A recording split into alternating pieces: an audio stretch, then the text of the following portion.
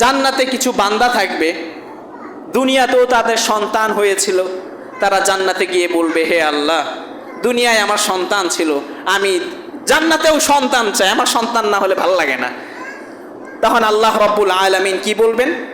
কামা ফিল হাদিস, যেমনটি হাদিসে এসেছে, আল মুমিনু ইযা ইশতাহাল ওয়ালাদা ফিল জান্নাহ, মুমিনরা যখন জান্নাতে আল্লাহ তাআলার কাছে বলবে, হে আল্লাহ, আমি সন্তান চাই, দুনিয়ায় আমার সন্তান ছিল, আমি জান্নাতেও সন্তান চাই, তখন আল্লাহ নবী বললেন, কানা হামলুহু, তার স্ত্রী গর্ভবতী হবে, ও ওয়াদউহু, এবং গর্ভপাত ঘটাবে, ওয়াসিন্নুহু, এবং সন্তানও বাপের বয়সে হয়ে যাবে, ফি সাআতিন কামা ইয়াশতাহি, চোখের পলকের মধ্যে, অর্থাৎ মুহূর্তের ভিতরেই সন্তান স্ত্রী গর্ভবতী হবে, মুহূর্তের ভিতরেই স্ত্রী গর্ভপাত ঘটাবে, মুহূর্তের ভিতরেই ছোট সন্তান বড় হয়ে যাবে।